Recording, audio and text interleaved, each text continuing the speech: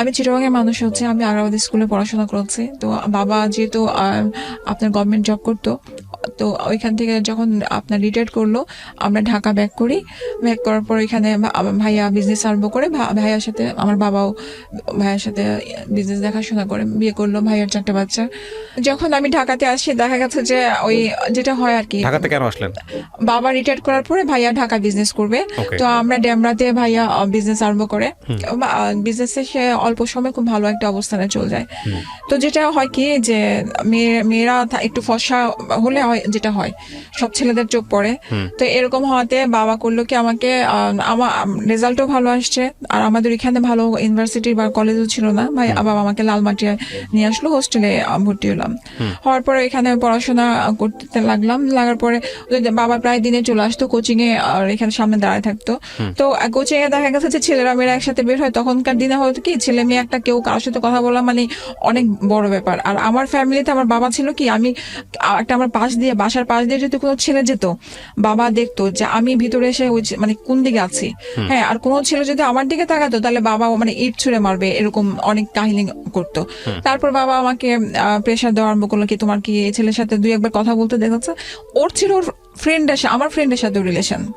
তা আমি তাকে অনেক বুঝালাম, বুঝানোর পর তারপর সে বুঝলো না। হোস্টেলের যে মালিক তাকে বললো, মালিকের বলার পরে মালিক আমাকে প্রেশার দেওয়া আরম্ভ করলো, তোমার সাথে ছেলের রিলেশনে এসে তুমি থাকতে পারবে না। পরে আস্তে আস্তে আমি না আপসেট হয়ে গেলাম, বাসায় আমি চলে আসলাম। ছেলেটাকে আপনি আগে থেকে চিনতেন? ওর সাথে তো আমার যে, হ্যাঁ একসাথে আমরা কোচিং করতাম, ও ইয়াতে স্যারের কাছে। ও একই ক্লাসে পড়তো? হ্যাঁ। ওকে, কি নাম ছিল? আমি লালমাটিয়া কলেজে পড়তাম আর ও ছিল মানে ওই ইয়াতে কেন্দ্রীয় কলেজে পড়তো। ওকে, কি নাম ছিল ওর? আরিফ ছিল। আরিফ, ওকে। আমরা যে স্যারের কাছে কেমিস্ট্রি পড়তাম, সেই স্যারের সাথে ওই আমার সেই ফ্রেন্ডটার নাম ছিল বুলু, ওর একটা অ্যাফেয়ার হয়েছে। তারপর দেখলাম, পরে শুনলাম যে ওরা বিয়ে করে ভাইয়া পিএইচডি করতে আমেরিকায় চলে গেছে, ওর সাথে আমার ফ্রেন্ডও চলে গেছে। আমি একটু ক্লিয়ার হই, স্যারকে বিয়ে করেছে আপনার ফ্রেন্ড? জি। আপনার স্যারের বয়স আপনাদের চেয়ে বেশি ছিল না? অনেক বেশি ছিল। আর আপনার ফ্রেন্ডের নাম কি ছিল? বুলু ছিল। ও আচ্ছা, ওনাকে বিয়ে করে চলে গেছে। আচ্ছা, হ্যাঁ। তো সেখানে আরিফের ভূমিকা কি? আরিফের কোনো ভূমিকা নাই। তো তখন হয়েছে ও একা হয়ে গেছে। ও হ্যাঁ একসাথে পড়তো। আরিফ ওই মেয়েটাকে লাভ করতো? ওকে, নাও আই এম ক্লিয়ার। ও একা হয়ে গেছে। তো তখন আমার বাবা যখন প্রেসার দেওয়া আরম্ভ করলো, তখন আমি জিদের মাথায় বললাম যে হ্যাঁ ঠিক আছে, ওর সাথে আমার রিলেশন। আরিফের সঙ্গে? হ্যাঁ, আমার রিলেশন। আপনার সফট কর্নার ছিল আরিফের প্রতি যে ঘটনা ঘটার পরে? কোনো সফট কর্নার ছিল না। যখন প্রেসার দেওয়া আরম্ভ করলো তখন আস্তে আস্তে আমি আমার মনে হচ্ছে হ্যাঁ তাহলে ওকে মনে হয় পছন্দ করা আরম্ভ করলাম। হ্যাঁ, ওকে আমি যখন জানালাম যে ভাইয়া এরকম করতেছে, তো বাবা আপনি কিছু বলেন, বুঝান। তো আস্তে আস্তে দেখা গেছে কি যে দুজনে ভালো লাগা আরম্ভ হয়ে গেছে। তারপর বাসার মধ্যে ভাইয়া স্কুলে না কলেজে, এখন কোথায় পড়তেন? কলেজে? তখন মাত্র আমি কলেজে উঠেছি। তো ভাইয়া আমাকে ডাক দিয়ে একটা চট দিল, বললো কি তুই সারা জীবন কখনো একটা চকলেটের জন্য আবদার করিস নাই। হ্যাঁ, তো আজকে তুই এমন একটা ছেলেকে নিয়ে আছিস যেটা আমার পক্ষে বেছে নেওয়া সম্ভব না, কারণ ওরা ছিল ক্যালকেশিয়ান, আমরা ছিলাম চাঁদপুর। ক্যালকেশিয়ান বলতে? ওরা ইন্ডিয়ান ছিল, পাকিস্তানের ইন্ডিয়ান। তো এখন এরপর আমার ভাইয়া গেল ওর ফ্যামিলিতে, তারপর আমার চাচারা গেল। যাওয়ার পরে ভালো বয়সের আপনারা? হ্যাঁ। তো কিভাবে সম্ভব এখানে? চাচারা গেল, যাওয়ার পরে অনেক কিছু হওয়ার পরে আমি সেগুলো জানি, আমি হয়তো ঝগড়াঝাটি হচ্ছে, এগুলো আমাকে আর কিছু জানায় নাই। বাসায় আসার পরে আমাকে আবার ভাইয়া বললো তুমি আবার ডিসিশন নাও, তুমি কে ছেলেকে বিয়ে করতে রাজি? না হলে অনেক ছেলে আছে। আমি বলছি না ঠিক আছে, আমি ওকে বিয়ে করবো। ইন দ্য মিনটাইম আপনার সঙ্গে আরিফের কি কথাবার্তা হচ্ছে? কোনো কথা না। হ্যাঁ, তারপরে যখন আমার বাবা গেল, আমার চাচা ভয়ানক, মানে ভয় পেতাম, চাচাকে কখনো এরকম দেখি নাই। তারপরে আমি আমাদের ওইখানে চিটাগাং রোড বলে, চিটাগাং রোডে তখন আমার মনে আছে 12 টাকা করে মিনিট ছিল। হ্যাঁ, ওদের TNT নাম্বার ছিল। আমি কল দিলাম, দেওয়ার পরে এখন ও বলতেছে যে তুমি কি বলো। আমি বললাম যে বাসা থেকে এরকম বলতেছে তুমি কি বিয়ে করবো আমাকে। এখন বলে যে আচ্ছা ঠিক আছে, ওর বয়স অল্প। হ্যাঁ, বলে ও কি করে না করে এগুলো আমরা তখন কিছুই চিন্তা করি নাই। হ্যাঁ, এরপরে গেল বাসার মধ্যে, আমি তো চলে আসলাম, কারণ বাসাতে আমার মোবাইল তো দিচ্ছে না, ভাইয়া কথা বলবে বা কিছু। তখন তো ভাইয়ের কাছে যেটা ছিল বড় একটা ওইখান থেকে কথা বলা সম্ভব ছিল না, খুব কড়া গাড়ি রাখা হয়েছে। এরপরে আমার চাচা আসলো, আমার চাচা এসে ওদের বাসা থেকে আসলো, আসার পরে বললো যে যেটা দেখলাম যে ক্যালকুলেশনের সাথে আমাদের কখনো মিলবে না, আর ওই ছেলেকে ওরা রুমের মধ্যে আটকে রেখেছে, রুম থেকে এসে আমার সামনে কথা বলার সুযোগ নাই। হ্যাঁ, তাহলে তুমি কিভাবে ওকে তুমি বিয়ে করবা? তারপরে না আমি অনর আমার কাছে মনে হচ্ছিল যে ওই আমার জগৎ। কেন মনে হচ্ছিল এরকম? কারণ আমি ছেলে বলতে ফার্স্ট লাইফে এই ছেলেকে দেখেছি, আমি অন্য কোনো ছেলের সাথে কখনো মিশতে পারি নাই বা কিছু। আমার কাছে মনে হচ্ছে যে আমার বাবা এত প্রেশারে রাখতো যে সব ছেলেকে নিয়ে সন্দেহ করায়, ওর সাথে রিলেশন হচ্ছে নাকি, হ্যাঁ, তো কেউ তাকাতে পারতো না। আমার কাছে মনে হচ্ছে বিয়ে হয়ে গেলে আমার ঝামেলা শেষ, আমি ওই বাসায় চলে যেতে পারলে আমাকে আর সন্দেহটা করবে না। তো যখন বলার পরে বলতেছে আবার চিন্তা কর। আমি বললাম যে কাকা আর চিন্তার কিছু নাই, আপনি ইয়ে করেন। তারপরে তো বাসায় প্রচুর ঝগড়াঝাটির গন্ডগোল হলো। আবার গেল, যাওয়ার পরে ওদের বাসা থেকে আসলো, আসার পরে ওর বাবা মা আসলো, ওর বোন আসলো। ওনারা আমাকে খুব সুন্দরভাবে গ্রহণ করলো, আমার জন্য কাপড় চোপড় নিয়ে আসছিল, খুব ভালোভাবে ইয়ে হচ্ছে। তারপর একটা ডেট ফিক্সড হলো, হওয়ার পর ভাইয়া ওর অনেক ধুমধাম করে, মানে একমাত্র বোন তো, সে খুব আদর করে ওর ধুমধাম করে বিয়ে দিল। কত সালে? 2001 সেপ্টেম্বরের 29 তারিখ ছিল। তখন আপনি কলেজে পড়েন, সেও কলেজে পড়ে, ফার্স্ট ইয়ার? হ্যাঁ হ্যাঁ। ওকে। তারপরে বিয়ে কিন্তু গেলাম। আপনারা তো খুবই বুঝমান গার্ডিয়ান ছিলেন, ওই পক্ষও ছিল এই পক্ষও ছিল। ঠিক আছে, যদি মেয়েটা ছেলেকে পছন্দ করে, ঠিক আছে, একসময় বিয়ে করবে, ম্যাচিউর হলে বিয়ে করবে, লেখাপড়া করতে থাকুক, তখনই কেন বিয়ে দিতে হবে?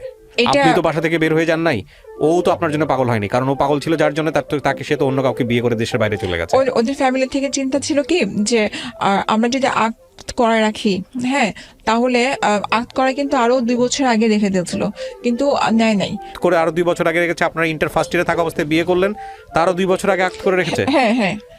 আপনার 2001 যখন আপনার আক্ট করেছে, নেয় নাই, মানে আসা যাওয়া করতে দেয় না, আমার সাথে কোনো যোগাযোগ করতে দেয় না। ওনার ধারণা ও চুরি করে আসতো। আপনার আক্ট হয়েছে 2001, তার আগে কোনো যোগাযোগ ছিল না? 2001 আক্ট হওয়ার পরে 2 বছর কোনো যোগাযোগ করতে দেয় না। হয়তো কি ও আসতো চুরি করে, আপনার ধরেন সোমবার বৃহস্পতিবার এরকম চুরি করে আসতো।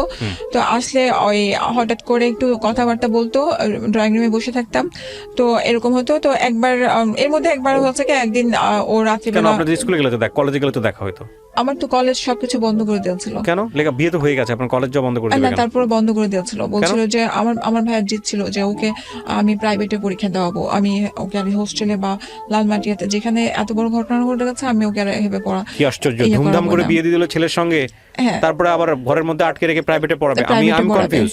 হ্যাঁ, কলেজে আমাকে আর ওইখানে পড়াবে না, আমার ভাইয়ের জিত ছিল না, ওই কলেজে আর পড়াবো না, তুমি প্রাইভেটে পরীক্ষা দাও। হ্যাঁ, তো এখন ওইখানে আমি ওই এত কিছু আর আমি তখন জিজ্ঞেস করি না, ঠিক আছে প্রাইভেটে। আমি প্রাইভেটের পরীক্ষা দিয়ে নিয়ে আমি দিয়েছি ওপেন ইউনিভার্সিটি থেকে দিয়েছিলাম আপনার HSC। তারপরে তো ওদের বাসায় আমি যখন গেলাম তখন আমি প্রেগনেন্ট ছিলাম। হ্যাঁ, ও যখন আক্ট করে রেখেছে, লাস্টের দিকে দেখা গেছে যে আমার কনসিভ করে ফেলে, তখন বাসা থেকে। কয় বছর পরে? বিয়ের কয় বছর পরে? এটা 2 বছর। হ্যাঁ, এই বাসায় থাকা অবস্থায়, আপনার বাসায় থাকা অবস্থায়? আমার বাসায় থাকা অবস্থায় চুরি করে আসতো এইটা নিয়ে। হ্যাঁ, তো একবার আসছিল, ওর বাবা রাতের বেলা থেকে ছিল, ওর বাবা সকালবেলা গাড়ি দিয়ে নিয়ে আসছে, এসে মানে জোর করে নিয়ে চলে গেছে। এরপরে এই চুরি চুরি দেখা অবস্থায় দেখা গেছে যে আমাকে তখনই আমার ভাবি বলতো যে ওর নিশ্চয়ই কোনো সমস্যা আছে, না হলে ও তোমার সাথে কোনো ধরনের কিছুতে ইনভলভ কেন হচ্ছে না। তো এরকম করতে করতে ভাবি এক ধরনের প্রেশার দিল, পরে আমিও দিলাম, দেওয়ার পরে তো আপনার তারপর আমি কনসিভ করার পরে ওর ফ্যামিলি থেকে পরে উঠায় নিয়ে যায়। হ্যাঁ, উঠানোর পরে কত সালে উঠিয়ে নিল? আপনার যে 3-এর দিকে উঠায় নিয়ে যায়। 2001 বিয়ে, 2003 উঠে নিল। 3 উঠায় নিয়ে যায়।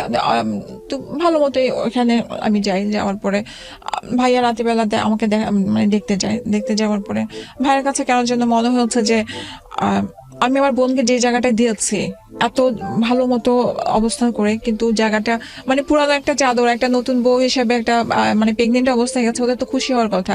পুরানো একটা চাদর বিছানো, সারা মানে ওরকম ভাবে বসে আছে। ভাই আমাকে শুধু একটা কথা বললো যে তুমি কখনো ওর কাছ থেকে কোনো টাকা পয়সা চাইবে না, যা লাগে তুমি আমার কাছ থেকে বলো। ও লেখাপড়া তখন বন্ধ, ও কিছু করে নাই।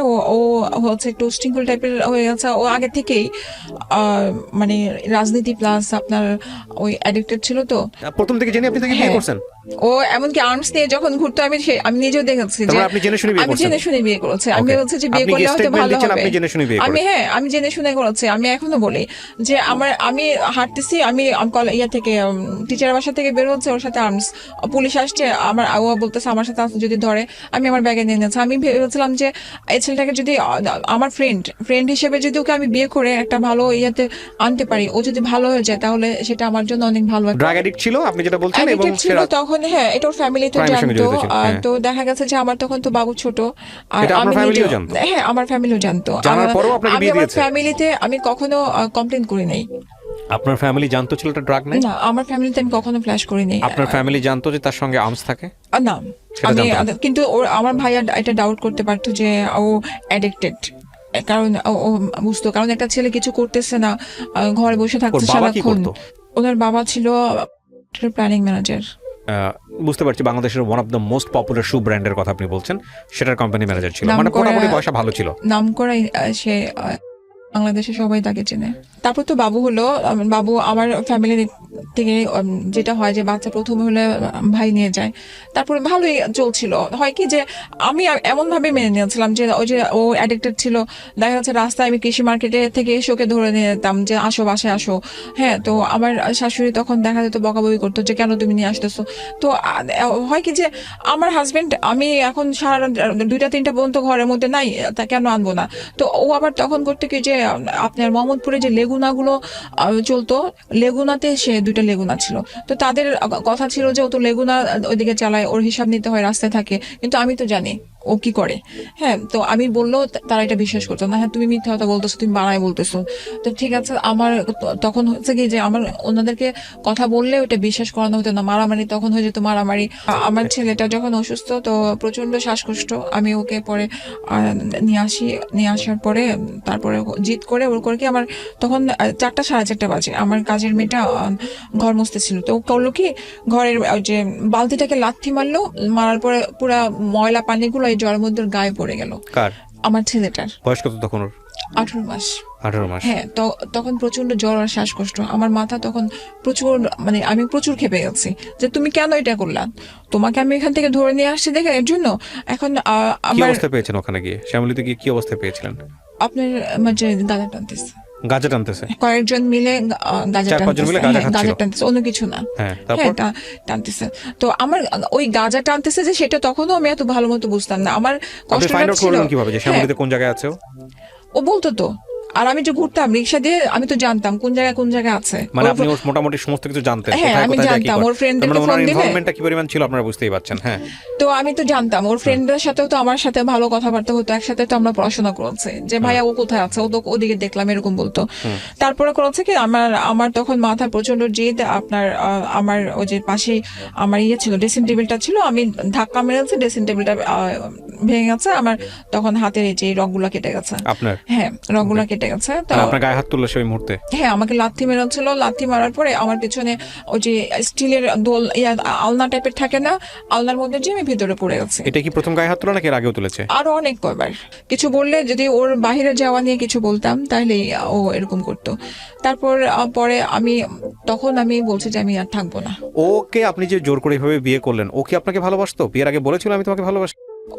ওর কথা কি, ও আমাকে এইটা ব্লেম দেয় যে তুমি ফ্রেন্ডকে বিয়ে করেছো।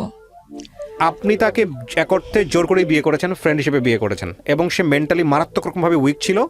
আমি যেটা বলছি সেটা আপনি উত্তর দিয়ে শুধু মুখের ইশারা করলে হবে না, আমার অডিয়েন্সকে বুঝতে হবে। মানে আমি যা বলছি সেটা হ্যাঁ অথবা না। উইক ছিল, সে আমাকে ভালোবেসে বিয়ে করেছে, কারণ সে নিজের বিয়ের গাড়িটা, আমি বলি বিয়ের গাড়িটা সে নিজে কাউকে ধরতে দেয় নাই, বিয়ের গাড়িটার ফুল দিয়ে সে সারাদিন নিজে সাজিয়েছে। এটা মিন করে না যে সে আপনাকে ভালোবাসে, এটা 0% মিন করে। এটা তার জীবনের স্বপ্ন ছিল, হয়তো সে নিজের বিয়ের গাড়ি নিজে সাজাবে, সে সাজিয়েছে। বুঝবো কিভাবে যে ভালোবাসে কিভাবে? আপনাকে সে ওয়ার্ড দিয়েছিল, একটু আপনি বলেছেন যে সে বলে নাই। না, সে কখনো এরকম বলে নাই, কিন্তু আপনি তাকে ভালোবাসতেন। বিয়ের পরে বলেছে।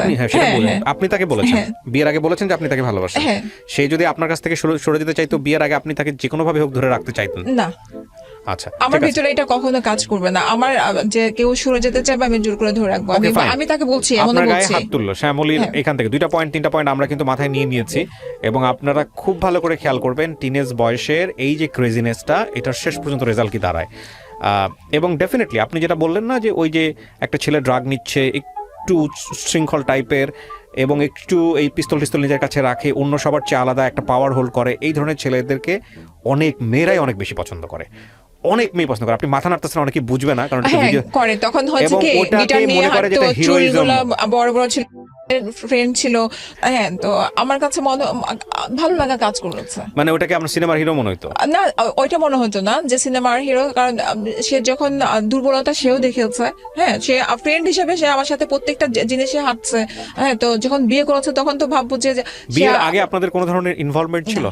তারপরে আমি বাচ্চা, আমি তখন আর আমার ছেলেকে নিয়ে যৌথ পরিবারে থাকতেন ওই সময়টাতে আপনারা? হ্যাঁ, আমরা ছিল বাড়ির মধ্যে? এখনো শ্বশুর শাশুড়ি ছিল বাড়ির মধ্যে, কি করতেছিল ওই সময়টাতে তারা যখন আপনার গায়ে হাত আমার তুললো? শ্বশুর আপনার মাত্র অফিস থেকে মানে যখন আমার হাত কেটে গেছে তখন ঢুকেছে, আর শাশুড়ি যখন আমার হাত কাটার থেকে শুরু করে ও যখন ঘরে ঢুকেছে তখন আমার রুমের মধ্যেই, তখন মাকে আমি বললাম যে আপনার সামনে আমাকে এরকম ভাবে মারলো, আপনি কিছু বললেন না?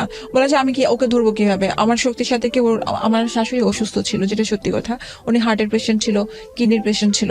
তো এরপর ও ইয়ে করলো, তো আমি বললাম যে আমি থাকবো না, আমি এরকম ভাবে আমি আমি বাসায় চলে যাবো।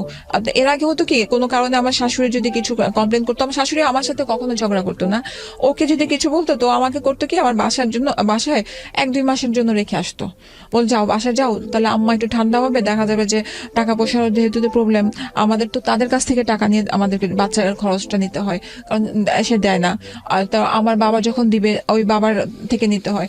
বললাম কি থাকবো না, তো আমার শ্বশুর আমাকে খুব জোর করলো, কেন ভুল হয়েছে, ঠিক আছে আমি দেখতেছি। তো আমি তখন বলছি না আমি বাসায় যাব। হ্যাঁ, বলার পর তো উনি আমাকে তখন একটা চট দেয়, দেওয়ার পরে তো আমার তখন উনি চটটা, আমার শ্বশুর চটটা উনি ভালোর জন্যই দিয়েছে, যেটা আমি ফিল করি যে একটা বাবা হিসেবে হয়তো মনে করেছে চট দিলে হয়তো আমি বুঝবো, কিন্তু তখন উনি আমাকে বলছে যে থাকো আমি দেখতেছি। তখন ও আমাকে রাগারাগি, ও বলতেছে যে যেতে দাও আব্বা ওকে, হ্যাঁ ওকে থাকার দরকার নেই, যেতে দাও, যাক দেখে কি করে ওর বাসার মধ্যে কদিন রাখে, এভাবে বললো। তো তারপরে এই ঝগড়া হতে হতে, হ্যাঁ, তো তখন প্রায় 11:30 এর মধ্যে আবার সে করলো কি, আপনার আমাকে নিয়ে গেল আমার হাত বাংলাদেশ মেডিকেলে যে হাত ওয়াশ করালো, হাত ওয়াশ করায় তারপরে আমি যেতে চাই নাই, ও আমার হাত মেয়ে ছিল, তো ওইটা আবার এক্সরে করালো, করার পরে তো ভাইয়া আসলো, ভাইয়া আসার পরে ভাইয়া করলো কি, ভাইয়া ভাবলো যা হয়তো বা সাথে করে নিয়ে গেলে জিনিসটা একটু ঠান্ডা হবে, ভাইয়া তাকে ভাবি আসলো, ভাবি আসার পরে আমি ভাইয়া ভাবির সাথে গাড়ি দিয়ে চলে গেলাম। যাওয়ার পরে ওইখানে আমি 1-1.5 মাসের মতো ছিলাম। এই 1-1.5 মাস কি আপনি জানিয়েছেন আপনার পরিবারকে কি ঘটনা ঘটেছে, কেন ওই ছেলেটার ক্যারেক্টার কি অবস্থা? ওই অ্যাডিক্টেড যে, এগুলো আমি কিছু বলি নাই, মারামারির ঘটনাটা বলেছি। মারামারির ঘটনা, তাহলে ওনারা কি জিজ্ঞেস করলো না কেন মা গায়ে হাত তুললো? ওই যে বাইরে ছিল, ফ্রেন্ডদের সাথে আড্ডা মারতে ছিল, তারপর বাবু অসুস্থ, আসে নাই, ডাক্তার দেখানো লাগবে, কিছু বলেছেন মিথ্যারিতা মিলিয়ে? হ্যাঁ, আমি ক্যারেক্টার, আমি কখনো ওকে আমার বাবা মার চোখে খারাপ করি নাই, ওকে, মানে এই নেশা আর আমি এগুলো বলি নাই। তো এরপরে ভাইয়া খুব খেপে গেছিল, ভাইয়া ওদিন মানে খুব যে এই রিলেশন আর রাখতে দিবে না। তারপরে যেটা হয় আর কি মেয়েদের ক্ষেত্রে, যে কয়েকদিন যাওয়ার পরে একটা দুর্বলতা চলে আসে, তারপর ভাইয়া করে নরম হয়ে যায়, তারপরে 2-3 মাস পরে ও আবার আসার পরে আবার নিয়ে যাওয়ার পরে এরকম ভাবে চলতে থাকে। চলার পরে এর মধ্যে আমার ছেলেটা যখন আমি কনসেপ্ট করি, আমার বাবা ভুলক্রমে আমাকে কৃমির ওষুধ খাওয়াই ফেলছিল ফার্স্ট বেবির ক্ষেত্রে। জি, তো ও কিছুটা অটিস্টিক ছিল, ও সব বুঝতো কিন্তু ও কথা বলতো না। ও 6 বছর বয়সে কথা বলছে। ও মানে ওকে করতো কি, আমি হাত ছেড়ে দিলে, এটার জন্য ওকে আমি কখনো ছাড়তে পারতাম না, ও মানে চলে যেত যে কোনো জায়গায়, ও বুঝতো না, এমনকি মাকে বাবাকে ও মানে কানে যে শুনতে পাবে সেটাও বুঝতো না, এরকম ছিল। এরপর পরে ওর এক কাজিন আসে, একটা আপু আসার পর আমাকে বুঝালো যে তুমি আরেকটা বেবি নাও, তোমরা ট্রাই করো, দেখো, তাহলে ডাক্তারও বললো যে ওর সঙ্গী যদি থাকে কথা বললে ও কথা বলবে। তো এরকম করার পরে তারও অনেক দিন পরে একটা আমাদের মানে ওর ফার্স্ট বেবির 4 বছর পরে কনসিভ করার পরে, যখন কনসিভ করি আমি আমার শাশুড়িকে বলার পরে উনি বললো যে তুমি অ্যাবর্শন করে ফেলো। তো আমি আমার সেকেন্ড বেবিটা, হ্যাঁ, তো আমি আমার হাজবেন্ডকে বলি যে মা বলছে অ্যাবর্শন করতে, কারণ আমাদের তো কিছু নাই, কারণ ও যেটা ইনকাম করে, ওর যে রেগুলার যে টাকাটা আসে সম্পূর্ণ টাকাটা ওর বাবার হাতে দেয়।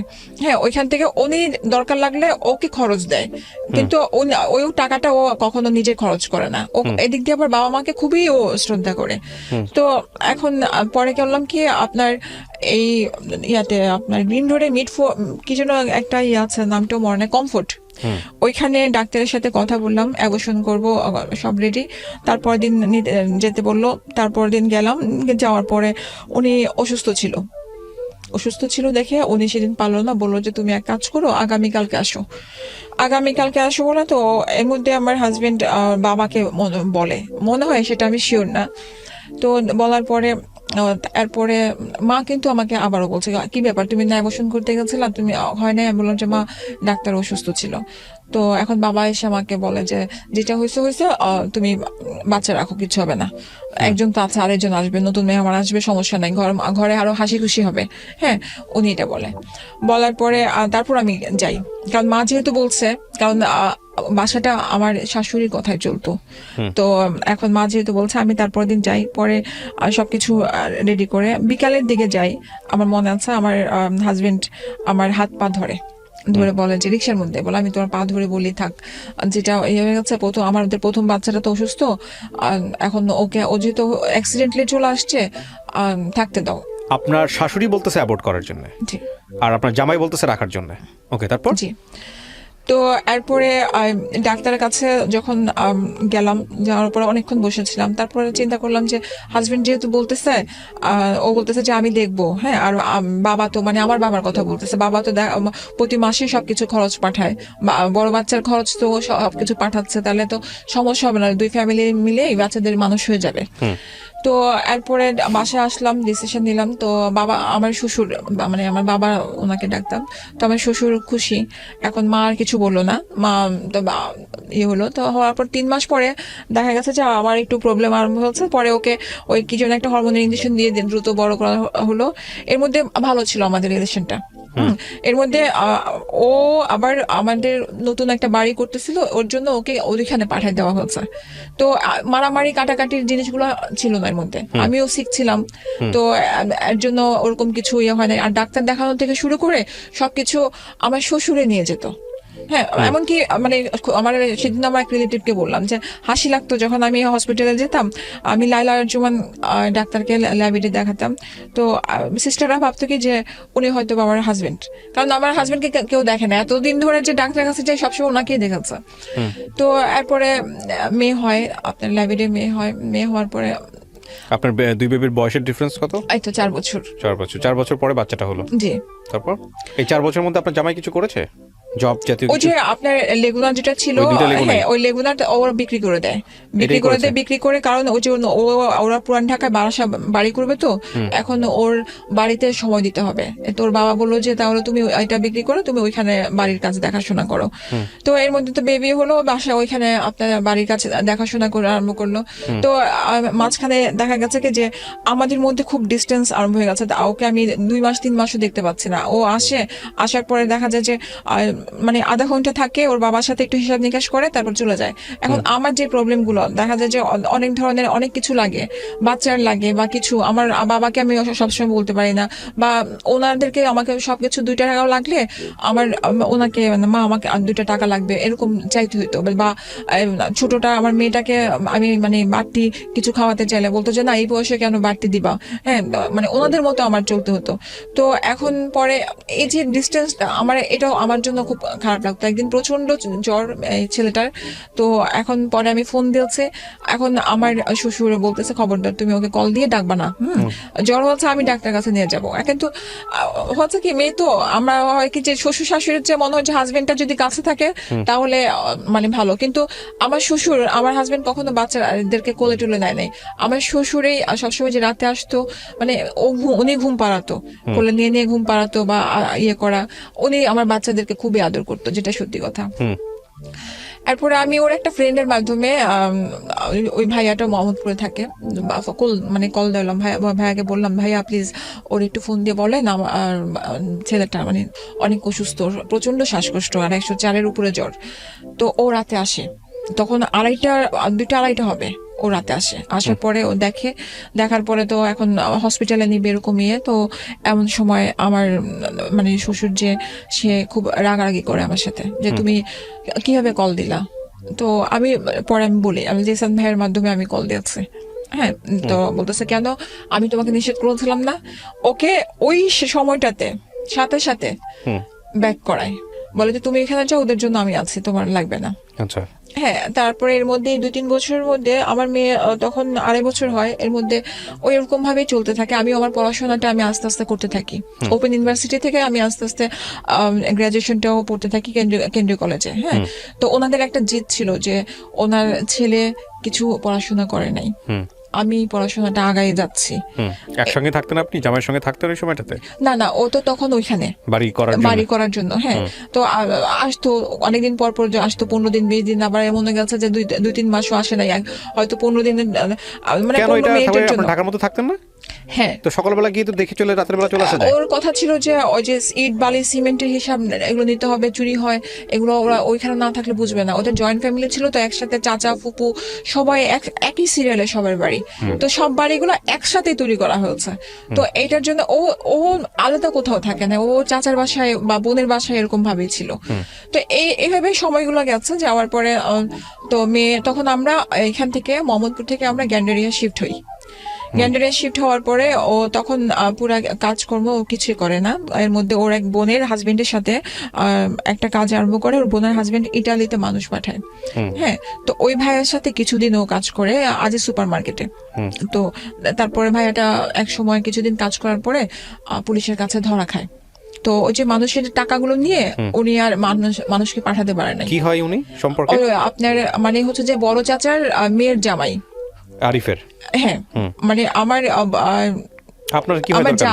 হ্যাঁ, তো পরে কি করে ওই জবটাও যায়। যাওয়ার পরে ওর মামাতো ভাই যে বনানীতে জব নেয় এখানে, তারপরেও জব নেয় ওখানে।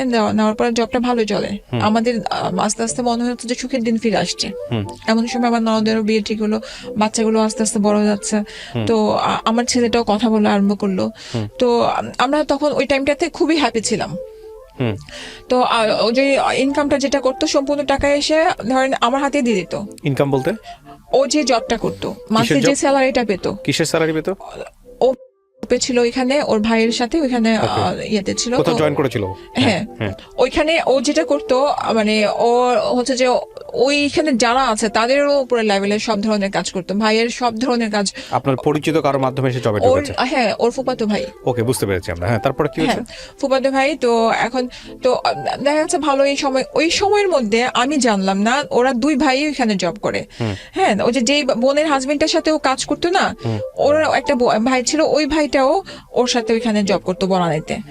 তো দুই ভাই একসাথে যেত, দুজনকে বাইক দিয়েছে, ওরা একসাথেই যেত।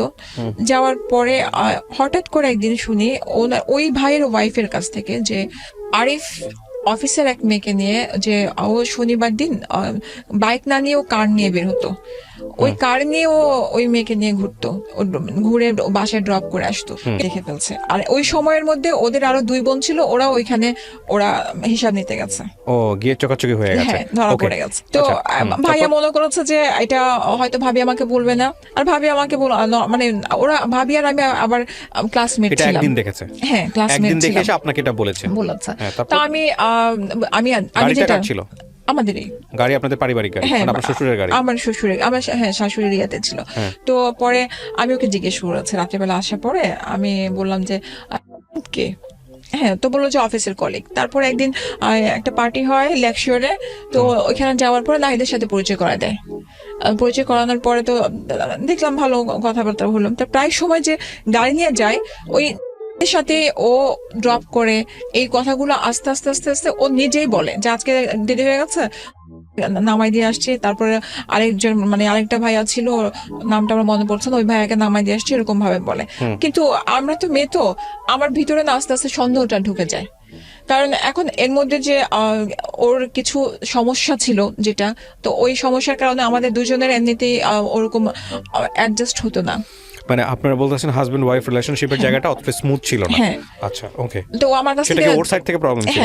তো দেখা গেছে যে এর জন্য ও যেহেতু অনেক ডাক্তার দেখাচ্ছি অনেক ধরনের, তো এখন এর মধ্যে তুমি কেন তাহলে মেয়ে নিয়ে ঘুরবা? আমার কথা হচ্ছে এটা, তুমি তো ফ্যামিলিকে টাইম দিবা। তো এখন আমার বিষয়টা হচ্ছে যে তুমি ফ্যামিলিকে টাইম দিতে পারতেছো না, সেখানে আমার মেয়েকে নিয়ে। এখানে তো আমাদের একটা সন্দেহ তৈরি হয়, সেটা হচ্ছে যে ওর যদি অক্ষমতাই থাকে কোনো পার্টিকুলার বিষয়ে, তাহলে তো ওর মেয়েদের সাথে ইনভলভ হওয়ার কথা না। আমি ডাক্তারের কাছে এর জন্য নিয়ে গেছি। আমি সালাউদ্দিন হসপিটালে হরিতোষ পালের কাছে নিয়ে গেছি। আমাকে ওর সামনে বলছে ডাক্তার, হয়তো অভিনয় করছে আপনার সাথে, না হলে কোনো কারণ আছে। হ্যাঁ, ও কারোর সাথে ফিজিক্যালি ইনভলভ না।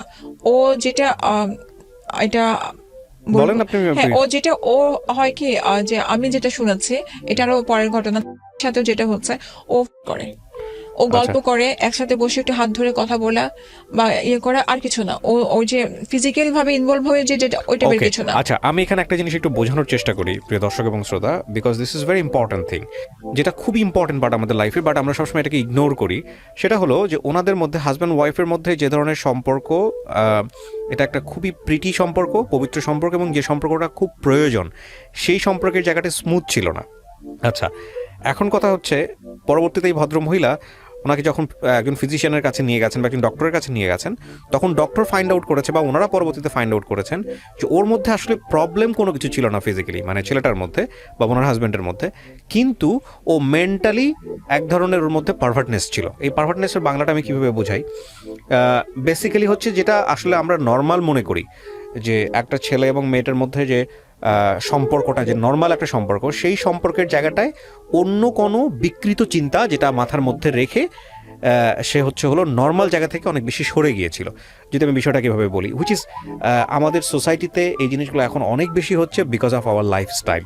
হ্যাঁ, কিন্তু এটা ওনার উপরে ইফেক্ট তৈরি করলো। কিন্তু আমার কথা হচ্ছে যে আপনার বাচ্চা কাচ্চা হয়ে যাওয়ার পরে গিয়ে আপনি এটা আবিষ্কার করলেন, নাকি আগে থেকেই ছিল? অ্যাকচুয়ালি আমি না, আমাদের রিলেশনটা ওরকম ভাবে আমাদের কখনো হয় নাই। আমার কাছে ও যখন মানে দূরে থাকতো, ওই যে প্রথম থেকে দূরে দূরে দূরে থাকতো, তো ওই জিনিসটা আমি কখনো, ওই যে ও আমাকে বুকে নিয়ে অল টাইম ঘুমাতো, এই জিনিসটা আমার কাছে শান্তি ছিল, যে আমার হাজবেন্ড আমাকে বুকে নিয়ে ঘুমাচ্ছে, আর কিছু লাগবে না।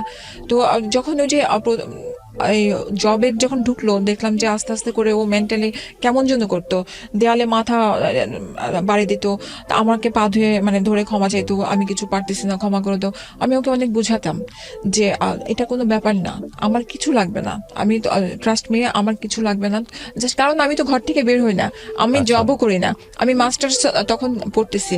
হ্যাঁ, তো ওর একটা ইয়ে ছিল যেন আমি পড়াশোনাটা না করি, কিন্তু আমি আমার টাকা দিয়ে আমি চালিয়ে গেছি। তো এখন ও করেছে কি, তো মানে এমনও সময় গেছে যে না পারলে ওর নিড ছিল কি আমার কাছে মনে হতো, কিন্তু পারতো না, তখন না আমাকে ও মারতো। এমন হয়ে গেছে যে এরকম সুইচ থাকে আপনার লাইটের, ওইখানে আমার মাথা নিয়ে বাড়ি মারতো, এরকম আমি সেন্সলেস হয়ে গেছি, আমার বাচ্চারা চিৎকার করতেছে, তখন তো আমি উপরে, মানে আমার শ্বশুরের থাকতো 3 তলা, আমরা তখন 6 তলা থাকতাম, তখন ও নিজে মাথায় পানি দিত, চিৎকার করে কান্নাকাটি করতো, তারপর সেন্স যখন আসতো তখন আমাকে বুঝাতো, এরকম ভাবে লাইফ যেত। তারপর আমি আমার ফ্যামিলিকে কখনো না কমপ্লেন করি নাই। আপনি যে বিষয়টা আমাকে একটু আগে বলেছেন, এটা খুব ইম্পর্টেন্ট একটা বিষয়, যে কারণে আমি বিষয়টা নিয়ে একটু জানতে চাচ্ছি আপনার কাছ থেকে। একটা যেটা বলতে, ডক্টর বললো যে ওর মধ্যে অন্য ধরনের একটা পারভার্টনেস আছে, কিন্তু সেটা কি আপনি প্রমাণ পেয়েছেন হাতে কলমে কখনো? না, প্রমাণ আমি পাই নাই। এমন টাইমে ওই অ্যাক্সিডেন্টটা করে, সেটা হচ্ছে যে আপনার মেবি যে মিরপুরে একটা খেলার স্টেডিয়ামে খুব সুন্দর করে সাজিয়েছিল কোনো একটা ফুটবল খেলার মনে হয়, তখন পুরা আমাকে ও আবার এই জিনিসগুলো করতো, ওর কয়েকটা গুণ খুব ভালো ছিল, যে আমি যে কোনো টাইমে যদি বলতাম একটু ঘুরায় নিয়ে আসো না, ও আমাকে নিয়ে বাইকে করে ঘুরায় নিয়ে আসতো। তো আমাকে বলে চলো মিরপুরে স্টেডিয়াম সাজানো হচ্ছে, তোমাকে আমি নিয়ে আসি। হ্যাঁ, তো নিয়ে আসতে যে এই টিকাতুলিটা পার হতে যে বাইকটা থামায় রাস্তা পার হবো, পেছন থেকে প্রাইভেট কার, ওই লোকটার কানে হেডফোন ছিল, ওর পায়ের পাতার উপরে, ও তো স্ট্যান্ড করে পাতা রেখেছে, পাতার উপরে গাড়িটা উঠায় দেয় চাকাটা, ও যে ধাক্কা মারছে যে আমার পায়ের উপরে, সে তো হেডফোন। আমি পরে লাফ দিয়ে নেমে আমি যে লোকটাকে আমি বলি যে ভাইয়া আপনি ব্যাক করেন, তারপরে ও করে কি যে আমাকে বলে তুমি গাড়িতে উঠো। হ্যাঁ, তুমি, আমি বলি কি না, আগে তুমি যাও হসপিটালে, বাইক রাখো এখানে, আগে হসপিটালে নেই। ও বলে আগে না, আগে তোমাকে সেভ করতে হবে, তুমি উঠো, কারণ অনেক রাত হয়ে গেছে, তো তখন প্রায় 12:30 1টা বাজে। তো তখন সাথে সাথে ও নিয়ে যায়, আমি তো ওকে সালাউদ্দিনে নিয়ে যাই, নেওয়ার পরে তারপরে ও কল দেই, ওর যে আমরা তো ওইখানে জয়েন্ট ফ্যামিলি, সবাই পাশাপাশি ছিলাম, ওর যে কাজিন গুলো আছে তাদেরকে কল দেয়, ও কল দেওয়ার পরে সবাই আসে, আসার পরে মানে বাইক নিয়ে যায়, ওকে আমি নিয়ে যাই, নেওয়ার পরে তো ওর পা প্লাস্টার করা উপরে নিয়ে, তারপরে আমার আম্মা আসে, আসার পরে আমার ওই যে আপনার 1 মাসের উপরে হবে প্লাস্টার করা ছিল, জবে ও যেতে পারে নাই, আম্মা খুব ওকে টেক কেয়ার করেছে। তো ওই টাইমটাতে করতো কি, নারীদের জিনিসটা কিন্তু মাথা থেকে আমার পুরো চলে গেছিল। তো আমি আমার সাথে পরিচয় করাই দিল, ওই যে ও আমাকে এসে বলতো যে ওকে ড্রপ করে দিয়েছে, তাহলে আমার ওইখানে সন্দেহ আর আসলো না, কারণ ও তো সবকিছু আমাকে ক্লিয়ার করতেছে। আর আমি কখনো না যে মেয়ে ঘটিত ব্যাপারগুলো নিয়ে আমি ওকে সন্দেহ করতাম না। তো এখন হচ্ছে কি যে ওর একটা ফ্রেন্ড ছিল, ফ্রেন্ড না মানে ওই অফিসে কাজ করতো, ওর জুনিয়র ছিল, নাম ফোন দিলে এর মোবাইল থেকে মানে ওকে ফোন দিয়ে কথা বলাতো। ভাই আমার পয়েন্টটা বুঝতে পারছেন? না, আমি বুঝতে পারিনি। মানে কি যে ধরেন আমি ডিরেক্ট তো কল দিতে পারছি না, কল দিলে হয়তো বা ধরা খাবে বা কথা আমি সন্দেহ করব, এর জন্য ও আরেকটা ওই অফিসের আরেকটা কলিগকে দিয়ে ফোন দেওয়ায় কথা বলতো। হ্যাঁ, তো তো এরকম 1 মাসের মধ্যে প্রায় দিনেই এরকম কথা বলতেছে। আমি পাশের রুম থেকে টুকটাক এরকম শুনতে পারতেছি। একদিন আমি ডিরেক্ট ধরে ফেলছি, ফোনটা নিয়ে আমি শুনতেছি একটু অন্য টাইপের কথা বলতেছে। বলার পরে এরপরে আপনি যখন ফোনটা নিলেন তখন কি দাঁড়াইলো বাসায়? বাসা ও তো পা প্লাস্টার।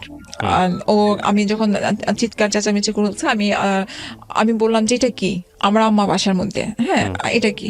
আমার আম্মা বলতেছে যে ছেলেরা এরকম করে, আমাকে রুমের মধ্যে নিয়ে বলে ছেলেরা এরকম করে, তুমি কিছু বলো না প্লিজ, সংসারটা রাখো। এবং মেয়েরা অনেক কিছু সহ্য করতে হয় মেয়েদেরকে। আমি তারপরও চিৎকার করেছে, হ্যাঁ এইভাবে কেন? তারপরে সে আমার কাছে ক্ষমা চাইলো, মানে কসম টসম কাটলো, আমার মার কসম, এই বাচ্চার কসম কাটলো, আমি এরকম করব না। তো তুমি কি করবা না, তার মানেটা কি, তোমার সাথে কোনো রিলেশন? তো বলে না। এরপর আমি করলাম কি, ও ঘুমায় গেল, যেহেতু ওর পা সমস্যা, ও মুভ করতে পারে না। ওর মোবাইল নিয়ে আমি চেক করে দেখলাম ওদের এমন অনেক পিক আছে যে বাইরে ওরা গেছে খেতে, তারপর যে ভোরবেলা যে এগুলো হয়তো ধরার না, কিন্তু আমার ভিতরে লেগেছে যে একটা ভোরবেলা যে দুজনে খুব সুন্দর করে একটা ছবি তোলা, তারপরে দুজনে একই ম্যাচিং করে একটা ড্রেস পরে ছবি তোলা, এগুলা, তারপরে পুরা ওর মোবাইলের ছবিগুলো। তো এরপরে আমি ওকে জিজ্ঞেস করি যে কে নিয়ে কি, তারপরে ওর প্লাস্টারটা 1 মাসের মধ্যে খুলে ফেলে।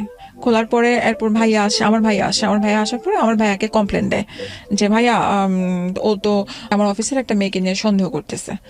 তো এখন আমার ভাইয়া বলে যে ধরে শোনো, এগুলো অফিসের গুলো না কখনো বাসায় বুঝতে দিবা না, বাহিরে যা ইচ্ছা তাই করবা। কারণ আমার ভাইয়ার একটা অ্যাফেয়ার ছিল, হ্যাঁ সেটা আমি জানতাম। তো ওই অ্যাফেয়ারের পেছনে, ওইটা আমি পরে বলি। তো এখন আমি রান্নাঘর থেকে, আমার বাসাটা ছিল টপ ফ্লোরে, আমি এমন ভাবে বাসাটা নিয়েছিলাম যেন ছাদ থাকে, সন্ধ্যার পরে আমরা দুজনে দোলনা ছিল, আমরা ঘুরতে পারি এরকম ভাবে ছিল। তো কথাগুলো শোনার পরে আমার ভাবি বাসা ছিল। আমি ভাইয়াকে বলি, ভাইয়াটা তুমি কেমন কথা বললা? বললাম যে এরকম ছেলেদের থাকেই। হ্যাঁ, তো আমি আমি বললাম তোমার থাকে বলে আমার ভাবি তখন প্রোটেক্ট করে, বলছে তোমার আছে বলে কি তুমি তোমার বোনের হাজবেন্ডকে সাহস দিবা? ও মানে আপনার ভাবি কথা বলেছে? হ্যাঁ, ওকে, তোমার বোনের হাজবেন্ডকে সাহস দিবা? তো এমন সময় আমার ভাইয়া প্রচুর ড্রিঙ্কস করতো। তো সে ড্রিঙ্কস আনার পরে খেতে দেয়, হ্যাঁ আমাকে দেয়, ওকে দেয়। তো আমি ওইটা করি না, বলে খাও মাথা ঠান্ডা হবে। আপনি কি বাসায় ড্রিঙ্কস করতেন? না না না না, আমার ভাইয়ের বাসার কথা এটা, ভাইয়া আসছিল বেড়াতে। ভাইয়া নিয়ে আসছে। ভাই কি ফার্স্ট টাইম আপনাকে অফার করলো নাকি এর আগে ড্রিঙ্কস করতেন? না, আমার ভাইয়া এর আগে বাসায় গেলে অফার করতো, যখন দেখা গেছে যে আমার মন খারাপ থাকতো আমাকে অফার করতো। কিন্তু মানে আপনি ড্রিঙ্কস করতেন তাহলে? না না না, তাহলে ড্রিঙ্কস করতাম না, কারণ কি আমার গোল ব্লাডারে স্টোন আছে, আমার ওই জিনিসটা সহ্য হয় না। আমি অনেক কিছুই, আমার নরমাল খাবারও আমার অনেক সময় সহ্য হয় না। ওকে, তারপর তো ড্রিঙ্কস, আর আমার বাবা আবার এটার চরম বিরোধী ছিল। তো আমাকে যখন এরকম ইয়ে করতো, আমার হাজবেন্ড খেত, তো খাওয়ার পরে এই জিনিসটা আমি পছন্দ করতাম না। সেদিন ফার্স্ট অ্যাটেম্প নিয়েছিলাম 6 তলা ছাদ থেকে পড়ার জন্য, যে আমার ভাইয়া বাসার মধ্যে, যে তুমি এই জিনিসটা ধরবা না, কারণ আমি চাই না। হ্যাঁ, তো এরপর ভাইয়া থাকা অবস্থায় এর অনেক ঝগড়াঝাটি হওয়ার পরে ভাইয়া সকালবেলা চলে গেল। এরপরে তো এই ঝামেলা বাড়তেই থাকলো। বাড়ার পরে এক পর্যায়ে সে তার ফ্রেন্ডকে দিয়ে আমাকে কল দেওয়ানো আরম্ভ করলো। কোন ফ্রেন্ড? আমি জানি না, মানে ফ্রেন্ডকে দিয়ে কল দেওয়ালো কি কারণে সেটা আমি পরে বুঝি। হ্যাঁ, একটা ছেলে কল দেয়, হ্যাঁ কল দিলে দেখা যায় যে রাতের বেলা ও ধরলে আপনার ওয়াইফকে দেন, আপনার ওয়াইফের সাথে আমার কথা আছে। হ্যাঁ, আমি যদি হ্যাঁ কে ভাইয়া কি হচ্ছে, সে একদম বন্ধ করে দেয়। এরপরে আমি ওকে অনেক ইয়ে করেছি, যে মানে অনেক কনভিন্স করার চেষ্টা করেছে যে আমার এরকম কিছু না, তুমি মোবাইল নিয়ে যাও, তুমি মোবাইল রাখো, কথা বলো। ও, তার মানে সে আপনাকেও একটা ট্র্যাপে ফেলে যাতে করে সে ইকুয়াল ব্যালেন্স করা যায়। তো এরপরে করেছে কি, সে রীতিমতো এরকম করা আরম্ভ করেছে। ওই ছেলেটাকে দিয়ে এমন টাইমে ফোন দেওয়া তো যেন ও থাকে বাসার মধ্যে, হয় সকালবেলা না হলে বিকালবেলা, তারপরে এরকম করতো। করার পরে বুঝলেন কি করে যে ওই যে কাজটা করাচ্ছে? না না না, এটা আমি তখনো বুঝি নাই। আমি তো জানি যে আমাকে কোনো ছেলে ডিস্টার্ব করতেছে। হ্যাঁ, আমি ওকে আরো ফোন দিয়ে দিচ্ছি যে দেখো তো এরকম কেন করতেছে। একদিন রাতের বেলা হয় কি যে শুয়ে আছি, তখন 12:30 একটার দিকে ও বাসায় আসে। 12:30টার দিকে গেট বন্ধ করে ওর বাসায় পানি ছাড়ে। ও আবার এগুলো খুব মানে বাসার দেখে। তো বাসায় আসে, তো আমার বালিশের পাশে তো মোবাইল, তো এখানে তো হাইডিং এর কিছু না। এখন ওইখানে মেসেজ আসে যে একদিন তুমি বুঝবা আমি কে। ও এখন মেসেজটা দেখে, বলে এটা কেন পাঠিয়েছে। তো এখন এটা কেন পাঠিয়েছে আমি কিভাবে যাই, তুমি ফোন করে জিজ্ঞেস করো। তো ফোন না, সে ফোন করবে না। তো ফোন করবে না, এরপরে করে কি আমার ফ্যামিলিকে সাথে সাথে ও ফোন দেয়, আমার ভাইকে ফোন দেয়। ওর এরকম অ্যাফেয়ার ধরা পড়েছে, ঠিক আছে আপনারা আসেন। এরপর ওর ফ্যামিলিকে ফোন দেয়, ওর যা যা আছে সবাইকে ফোন দেয়। হ্যাঁ, তো এর মাঝে আমি আরেকটা কথা বলি। এর মাঝে হয় কি যে একদিন ও আমাকে বলে তুমি কোথায় গেছো। আমি কোথায় গেছি, বলে যে আমার ওর বড় ভাইয়ের ছেলে কিন্তু দেখলো যে তুমি লক্ষ্মীবাজারে ঘুরতে গেছো, তাহলে ডাক দাও তুমি। অবশ্যই তুমি ওকে ডাক দাও। ডাক দেওয়ার পরে এখন বলে কি না চাচি, আমি তোমার মতো ড্রেস দেখেছি পেছন দিয়ে, তুমি জেনেছি এটা না। আমি তাহলে তুমি আমার চেহারা দেখেছো, বলে না। আমি তারপর আরিফকে বলি যে তাহলে তুমি কিভাবে বুঝলা যে আমি তোমার কথা ছেড়ে কি কখনো ঘর থেকে বের হচ্ছে। আপনারা যখন এই ধরনের একটা স্টেজে আছেন সংসারে, তখন আপনাদের বাচ্চাদের বয়স কত? বাচ্চারা তখন আমার ছেলের তখন তো 7 আর হ্যাঁ 7-8 এরকম। মেয়েটার? আপনার মেয়ে তো ছোট তখন, তো আপনার ওর 7 বছর হলে 4 বছরের ছোট ওর। 3 বছর। হ্যাঁ, তখন স্কুল ভর্তি হয় নাই তখন। আর ছেলেকে স্কুল দিয়েছে, উইলস্লিটেলে পড়তো। এরপর পরে করলো কি আমার তারপরের দিন বাসায় দেখলাম কি আমি জানি না বাসার মধ্যে সন্ধ্যার সময় আমার আব্বা আম্মা, আমি বললাম কি ব্যাপার আব্বা, আমার সাথে কথা বলে না। আপনার বাবা মা, নিজের বাবা মা চলে আসছে? হ্যাঁ, আমার সাথে আমার ভাইয়ার যে ইন্ডাস্ট্রি তার ম্যানেজার চলে আসছে। হ্যাঁ, ভাই আসে নাই। এখন আমি কিছুই জানি না, আসছে এবং কথা বলতেছে না। না, কে কথা বলে না। আমার শ্বশুর শাশুড়ি আসছে, আমার ফুপা শ্বশুর আসছে, ফুপা শ্বশুর চাচা, তারপরে ফুপি শাশুড়ি আসছে, ওনারা আমাকে খুবই আদর করে। তো এখন আমি জিজ্ঞেস করতেছি কি হয়েছে। এখন ও দেখি লিস্ট নিয়ে আসছে, কল লিস্ট নিয়ে আসছে মোবাইলের, যে আমি কারোর সাথে কথা বলি। হ্যাঁ, তো এখন এইটা আমি কিভাবে বিশ্বাস করাবো। আমার আব্বা আমাকে জিজ্ঞেস করতেছে তুমি কারোর সাথে ফোনে কথা বলো। আমি যে ফোনে কথা বলি না, এরকম কেউ যদি কল দেয় এখন কল ধরি, কিন্তু আমি কারোর সাথে ওই ধরনের কোনো পরকীয়াতে সম্পর্কে নাই বাবা। হ্যাঁ, আমাকে বলে যে কোরআন শরীফ ছুঁয়ে বলো, বাচ্চার মাথা ছুঁয়ে বলো। যে হ্যাঁ অবশ্যই কোরআন শরীফ ছুঁয়ে বাচ্চার মাথা ছুঁয়ে বলছি। এখন তারপরও সে এটা না, সে স্বীকার করবে না, সেটা না আমার সম্পর্কই। এখন আমি বলছি তাহলে তুমি ছেলেকে নিয়ে আসো, যেহেতু তুমি যেভাবে বের করেছো নিশ্চয়ই তুমি কোনো ওয়ে পেয়েছো, ওটা নিয়ে আসো, যার সাথে আমার রিলেশন তাকে নিয়ে আসো। হ্যাঁ, তো আর সেগুলো কিছু না। এখন তাহলে কি করতে হবে, আমি ওকে ডিভোর্স দিব। মানে আপনাকে বলতেছে সবার ফ্যামিলির সামনে? হ্যাঁ, ফ্যামিলির সামনে ডিভোর্স দিব। ও দেখলাম কি ছাদের মধ্যে যে সেন্সলেস হয়ে পড়ে যাওয়ার, আমি জানি না ওভেনে নাকি পড়ে যাচ্ছে, যে আমি ওকে মানে চিৎকার করে করে ওকে উঠানোর চেষ্টা করছি। এরপরে ও নিজে সুইসাইড করবে, আমাকে দা দিয়ে কোপ দেওয়ার চেষ্টা করছে। আমার এমনকি ইভেন আমার খাটের মধ্যে মানে দায়ের কোপ এখন আছে। বাচ্চারা তখন কোথায়? বাচ্চারা আরেক রুমে, ওর দাদারা ওখানে, মানে ওরা চিৎকার করে কান্না করতেছে। হ্যাঁ, এরপরে আমি একদম চুপচাপ বসেছিলাম। আমার কাছে তখন আমি শুধু একটা কথাই বলছি যে আমি কোরআন শরীফ এখানে আপনার 10 মিনিট, সেটা কিন্তু কেউ দেখছে না। ঝগড়ার মাঝে কিন্তু লিস্টটাই প্রমাণ। হ্যাঁ, এখানে ওর ফ্রেন্ডও একটা আছে, ওর একটা ফ্রেন্ড আছে। পরে বললো যে হ্যাঁ ডিভোর্স দিয়ে দাও। তারপরে ওর আমার যে ফুপা শ্বশুরি আর ফুপি, সে বললো কি যে এক কাজ করো, তোমরা হজ করে আসো, ওমরা করে আসো দুজনে মিলে। ওমরা করার পরে দুজনের একটা ভালো শান্তি হবে। এটা বলার পরে তো আমার আব্বা বললো ঠিক আছে, টাকা পয়সা যা লাগে আমি দিব। হ্যাঁ, তোমরা বাচ্চা সহ যাও, যে করে আসো। সম্পূর্ণ কিছুটা একদম নর্মাল হয়ে গেল। ও নর্মাল হয়ে গেল বাচ্চা সহ। আমার মনে আছে ওর সাথে আপনি যে মেটার ধরেছিলেন ওইটাও ততদিনে বন্ধ হয়ে গেছে, মানে ওটা নিয়ে কথা নাই, ওটা নিয়ে কোনো কথাবার্তা নাই। যদি আপনাকে বিলিভ করি আমরা, যদি ও টার্গেট এটাই থেকে থাকতো তাহলে সফল হলো। কিন্তু এটা কতটুকু সত্য কতটুকু মিথ্যা এটা উপরওয়ালা ভালো জানেন। আমরা ঘটনার আসলে কে সত্য কি মিথ্যা সেই ঘটনা আরো আছে, ওটা ঘটনা এখন পর্যন্ত আছে। এরপরে আর রাতের বেলা আমাদের খুব ভালো একটা সম্পর্ক, ওই ধরনের কোনো কিছু না। ওর বুকের উপরে আমার রাখলো, 2 বাচ্চাকে এক সাইডে, আমাকে এক সাইডে রাখলো, সুন্দর গেল। তারপরে আমি ওই সময়টাতে, আমি তো এর আগে বলেছি মাস্টার্স করছি যখন, তারপর আমি ওই পাশাপাশি একটা ছোট জব নিয়েছি। জবটা মানে 2 দিন হবে, হ্যাঁ, জবটা নিয়েছি ইকবাল রোডে। তো এখন ইকবাল রোডে যখন নিয়েছে, তো সকালবেলা ও আমাকে সবসময় হয় দিয়ে আসে নিয়ে অফিসের কাছে, আর না হলে ও বাসে উঠাই দেয়। তো সেদিন ও আমাকে বললো কি, তুমি যাও, আমার আজকে ভালো লাগতেছে না, সারা রাত ঘুমাতে পারি নাই। আমি বাসে উঠে গেলাম। গুলিস্তান পার করার পর আমাকে ফোন দিচ্ছে, বলে যে কোথায় আছো? আমি বলি যে গুলিস্তান আছি। বলে যে এক্ষুনি ওইখান থেকে বাস থেকে নামো, আমি দেখবো, আমি আসতেছি, তুমি ওই বাসে আছো কিনা। আমি বললাম ঠিক আছে। আমি নেমে গেছি, নেমে দাঁড়ায় আছি, আসার নাম নেই। আমাকে ফোন দিল, আবার ফোন দিয়ে বলে কি, ঠিক আছে তুমি চল যাও অফিসে, আমি পরে আসতেছি। অফিসে আসলো, অফিসে এসে অফিসের দারোয়ানকে এরকম ভাবে বিভিন্ন কথা জিজ্ঞেস করে এসে, ওইটা একটা কনসালটেন্সি ফার্ম ছিল, হ্যাঁ, ওর কাছে কত ক্লায়েন্ট যায়, কোনো ছেলের সাথে গল্প করে কিনা, মানে এরকম সারাদিন অফিসে নিজেই বসে থাকতো, কারণ মোহাম্মদপুর এলাকাটা তো ওর নিজের বলতে গেলে, ছোটবেলা থেকে ওইখানে। এরপরে পরে এরকম ভাবে চলতে থাকলো। একদিন আমার জন্মদিন ছিল জুনের 30 তারিখ, আপনার 27 তারিখে, না সরি 28 তারিখে। আমাকে আমার যে এমডি ছিল, সে ছিল আপনার ঢাকার একজন হসপিটালের একজন নামকরা ইয়ে। তো সে ওনার এখানে জব করে আমার কাছে অফিসে ঢোকার পরে বলে যে চলো আমরা সাইকিয়াট্রিস্টের কাছে যে আমাদের মধ্যে এত প্রবলেম, তো একটা কাউকে দেখালে মনে হয় কিছুটা সলভ হবে।